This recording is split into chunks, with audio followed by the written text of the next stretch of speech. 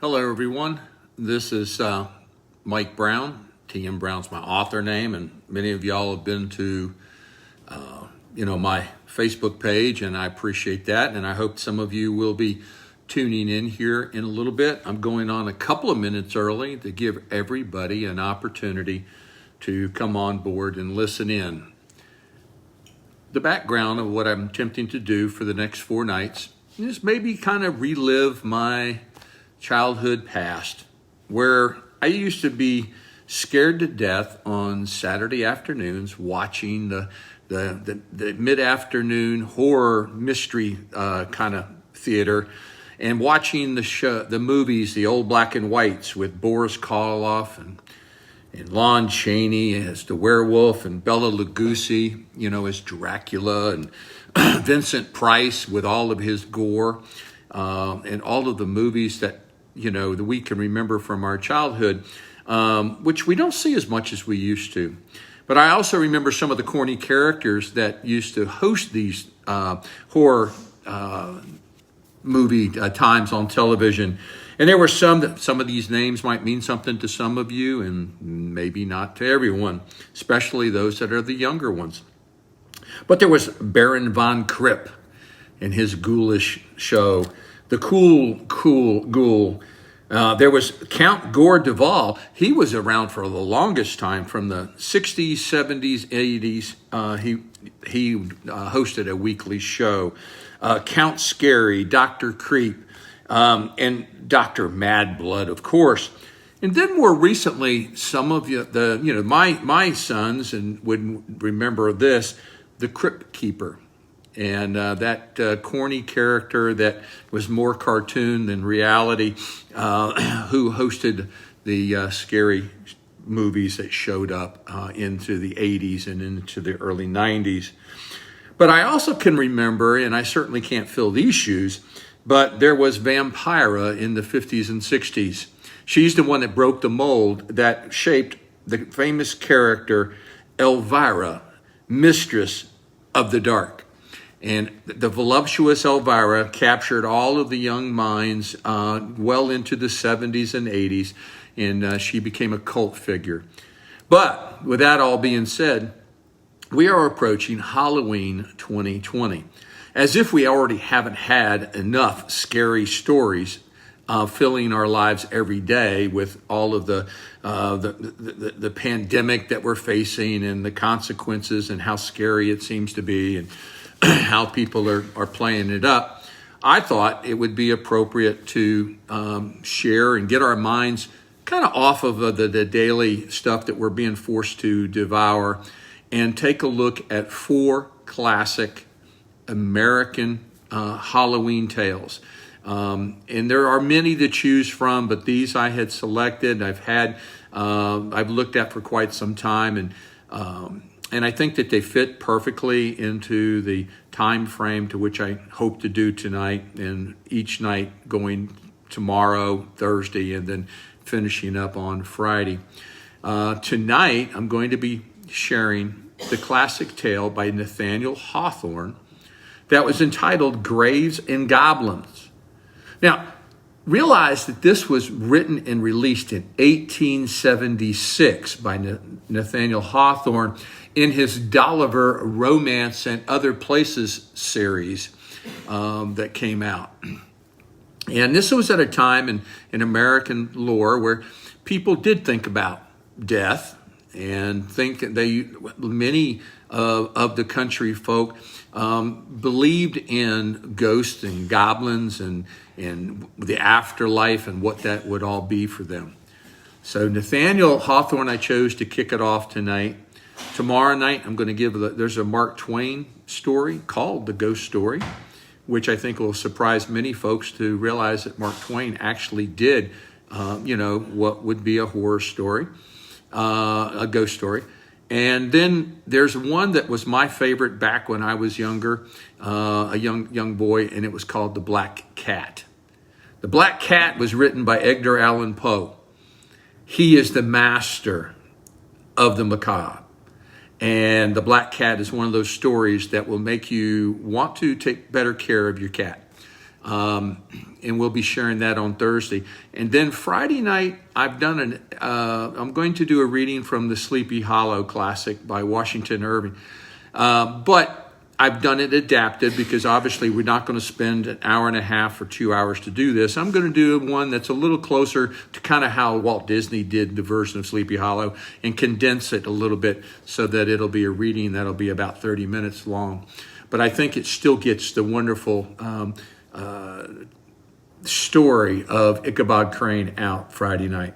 So with that, and I see that it is now 6 o'clock. I wanted to give you a little introduction.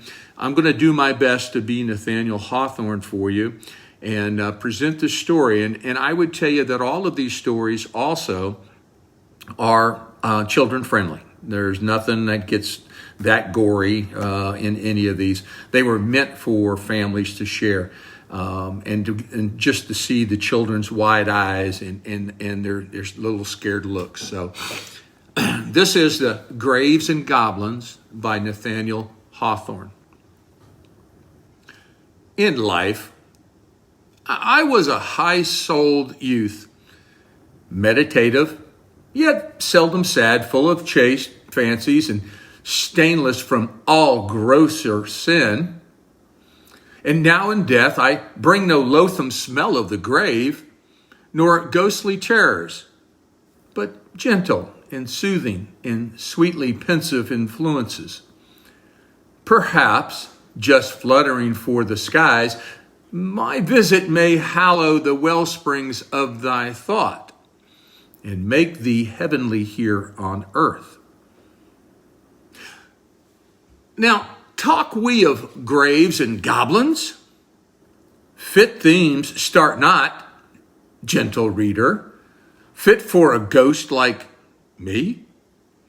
Yes, though an earth-clogged fancy is laboring with these conceptions, and an earthly hand will write them down for mortal eyes to read, still their essence flows from as airy a ghost as ever basked in the pale starlight at 12 o'clock.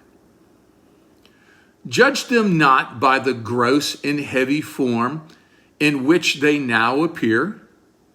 They may be gross indeed, with the earthly pollution contracted from the brain through which they pass, and heavy with the burden of mortal language that crushes all the finer intelligences of the soul.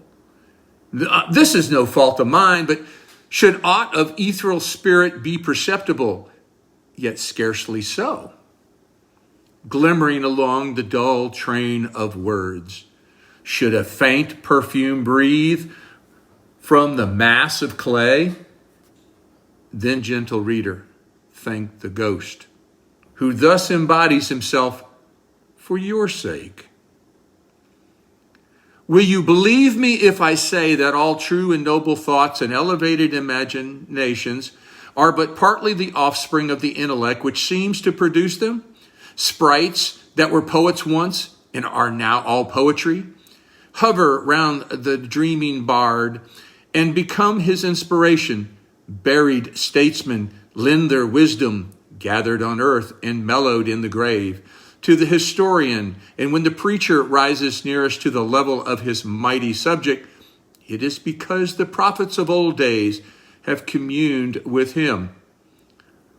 Who has not been conscious of mysteries within his mind, mysteries of truth and reality, which will not wear the chains of language? Mortal, then the dead were with you, and thus shall the earth-dulled soul, whom I inspire, be conscious of a misty brightness among his thoughts, and strive to make it gleam upon the page, but all in vain. Poor Arthur, how will he despise what he can grasp for the sake of the dim glory that eludes him? So talk we of graves and goblins, but what have ghosts to do with graves? Mortal man, wearing the dust which shall require a sepulchre, might deem it more a home and resting place than a spirit can. whose earthly clod has returned to earth, those philosophers have reasoned. Yet wiser they who adhere to the ancient sentiment that a phantom haunts and hallows the marble tomb or grassy hillock where its material form was laid, till purified from each stain of clay, till the passions of the living world are all forgotten, till it has less brotherhood with the wayfarers of earth than with spirits that never wore mortality. The ghost must linger round the grave. Oh, it is a long and dreary watch to some of us. Even in early childhood, I had selected a sweet spot of shade and glimmering sunshine for my grave.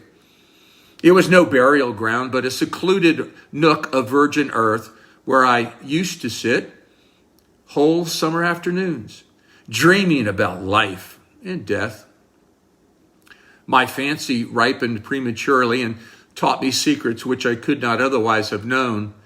I pictured the coming years. They never came to me, indeed, but I pictured them like life and made this spot the scene of all that should be brightest in youth, manhood, and old age. There in a little while, it would be time for me to breathe the bashful and burning vows of first love. Thither, after gathering fame abroad, I would return to enjoy the loud plaudit of the world, a vast but unobtrusive sound, like the booming of a distant sea. And thither, at the far-off close of life, an aged man would come to dream as the boy was dreaming, and be as happy in the past as lie was in futility. Finally, when all should be finished in that spot so hallowed, in that soul so impregnated with the most precious of my bliss, there was to be my grave. Methought it would be the sweetest grave that ever a mortal frame reposed in, or an ethereal spirit haunted.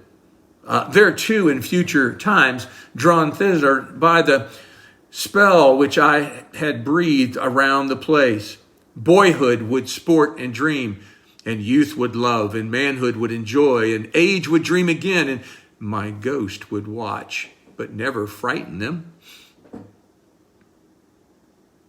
Alas, the vanity of mortal projects, even when they center in the grave.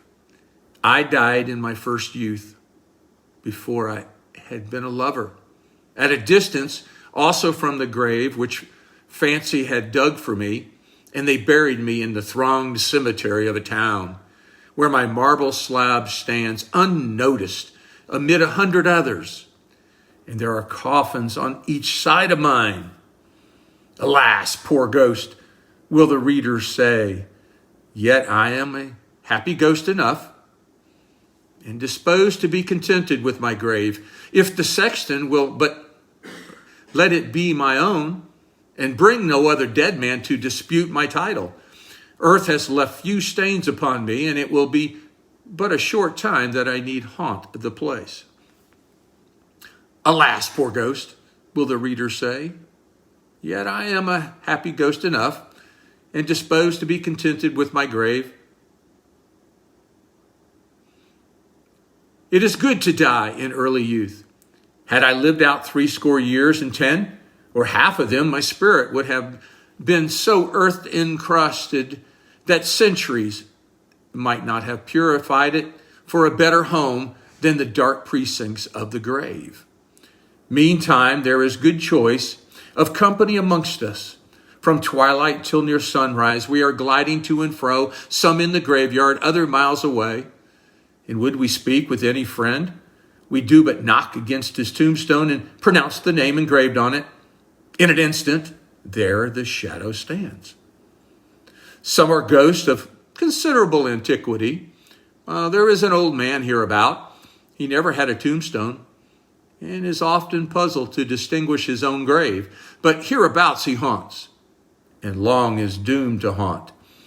He was a miser in his lifetime, and buried a strong box of ill-gotten gold.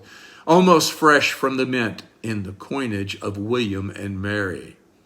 Scarcely was it safe when the sexton buried the old man and his secret with him. I could point out the place where the treasure lies. It was at the bottom of the miser's garden, but a paved thoroughfare now passes beside the spot, and the cornerstone of a market house presses right down upon it. Had the workmen dug 6 inches deeper, they would have found the hoard. Now thither must this poor old miser go, whether in starlight, moonshine, or pitch darkness, and brood above his worthless treasure, recalling all of the petty crimes by which he gained it. Not a coin must he fail to reckon in his memory, nor forget a pennyworth of the sin that made up the sum, though his agony is such as if the pieces of gold, red hot, were stamped into his naked soul. Often while he is in torment there, he hears the steps of living men who loved the dross of earth as well as he did. May they never groan over their miserable wealth like him. Night after night, for above 100 years hath he done his penance, and still must he do it, till the iron box be brought to light, and each separate coin be cleansed by grateful tears of a widow or an orphan. My spirit sighs for his long vigil at the corner of the market house. There are ghosts whom I tremble to meet and cannot think of without a shudder. One has the guilt of blood upon him. The soul which he thrust untimely forth has long since been summoned from our gloomy graveyard, and dwells among the stars of heaven, too far and too high for even the recollection of mortal anguish to ascend thither. Not so the murderer's ghost. It is his doom to spend all of the hours of darkness in the spot which he stained with innocent blood, and to feel the hot stream, hot as when it first gushed upon his hand, incorporating itself with his spiritual substance. Thus his horrible crime is ever fresh within him. 2 other wretches are condemned to walk arm in arm. They were guilty lovers in their lives, and still in death must wear the guise of love. Though hatred and loathing have become their very nature and existence, the pollution of their mutual sin remains with them and makes their souls sick continually. Oh, that I might forget all of the dark shadows which haunt about these graves.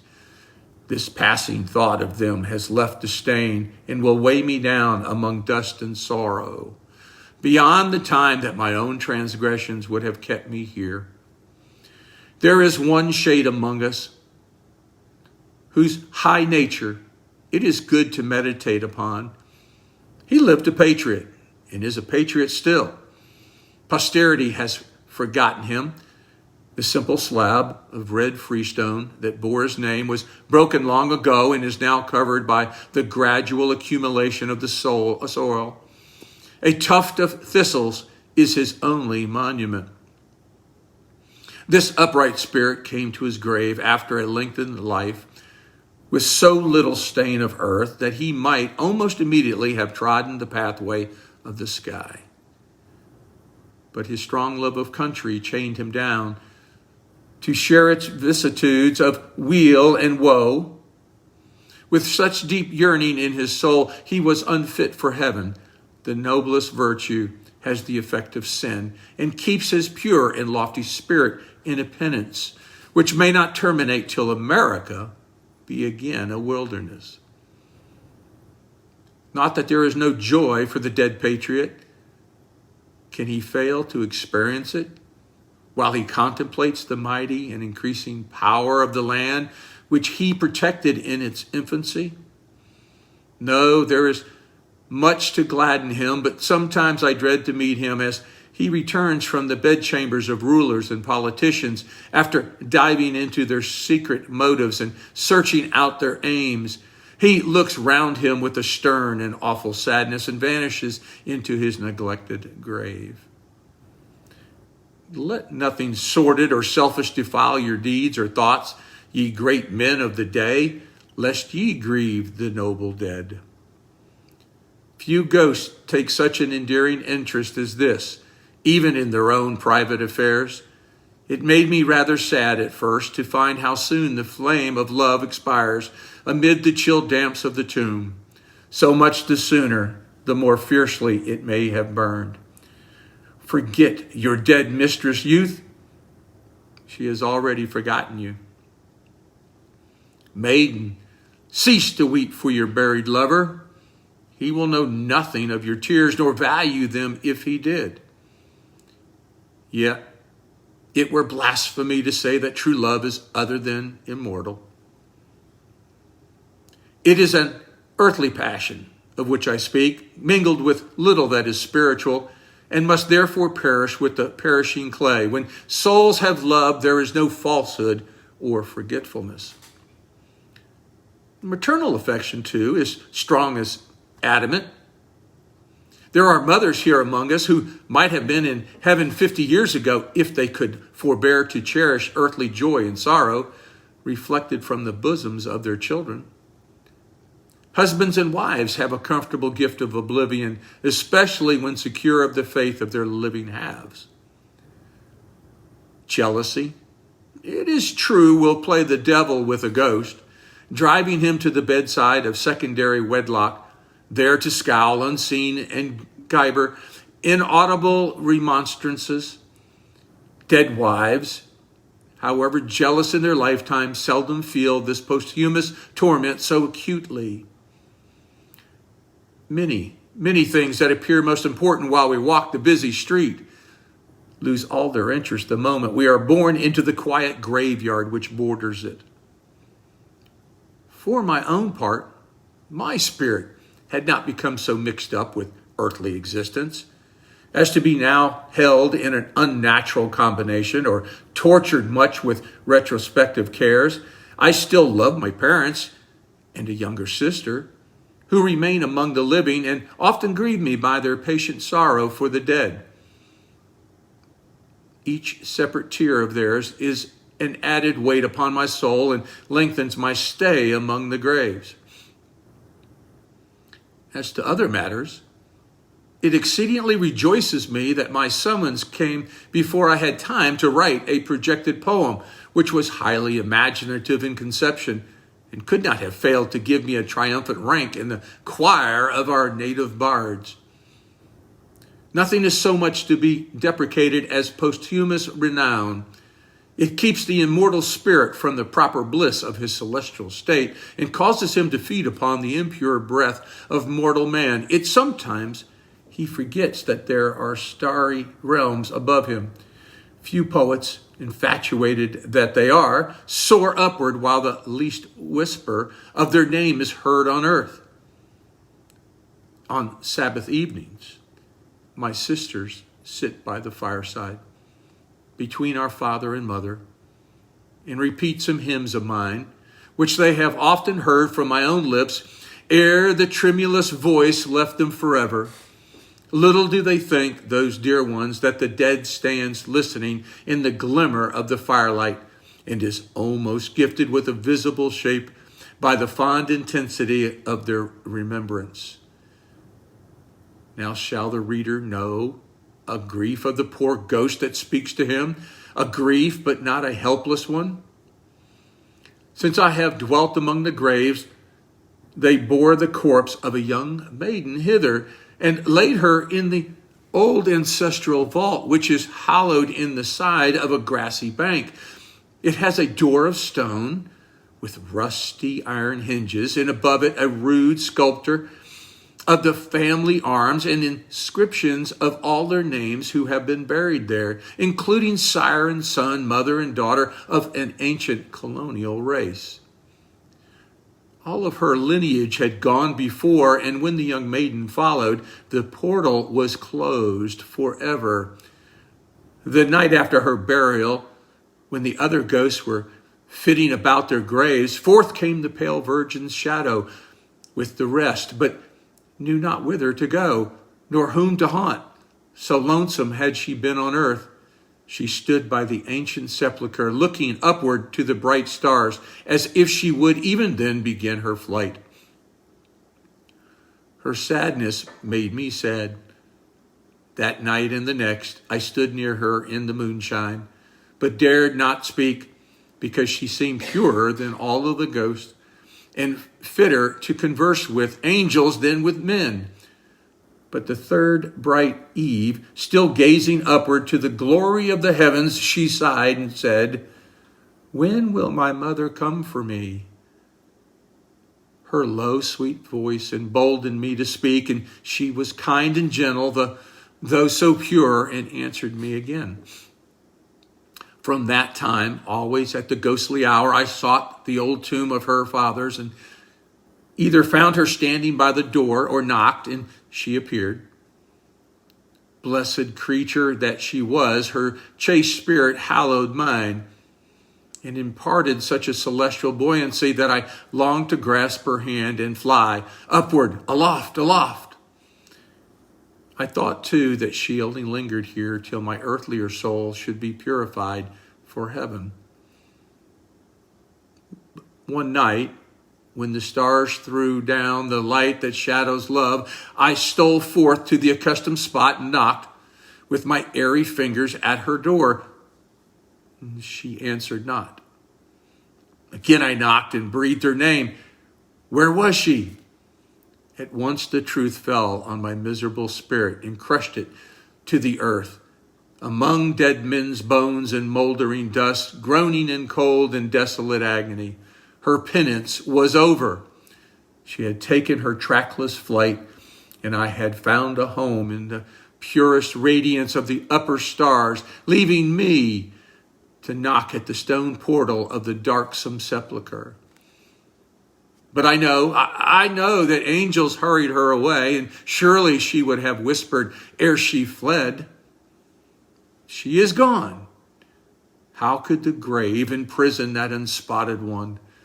But her pure ethereal spirit will not quite forget me, nor soar too high in bliss till I ascend to join her. Soon be that hour. I am weary of the earth damps. They burden me. They choke me.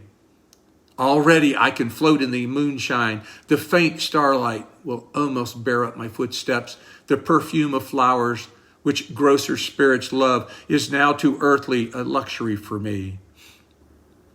Grave, grave, thou art not my home.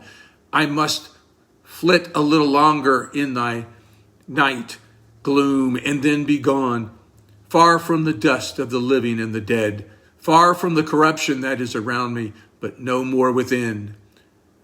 A few times I have visited the chamber of one who walks, obscure and lonely, on his mortal pilgrimage. He will leave not many living friends when he goes to join the dead, where his thoughts often stray, and he might better be. I steal into his sleep and play my part among the figures of his dreams. I glide through the moonlight of his waking fancy and whisper conceptions which, with a strange thrill of fear, he writes down as his own. I stand beside him now at midnight, telling these dreamy truths with a voice so dreamlike that he mistakes them for fictions of a brain too prone to such. Yet he glances behind him and shivers while the lamp burns pale. Farewell, dreamer, waking or sleeping. Your brightest dreams are fled. Your mind grows too hard and cold for a spiritual guest to enter. You are earthly too, and have all of the sins of earth. The ghost will visit you no more. But where is the maiden, holy and pure, though wearing a form of clay, that would have me bend over her pillow at midnight and leave a blessing there? With a silent invocation, let her summon me.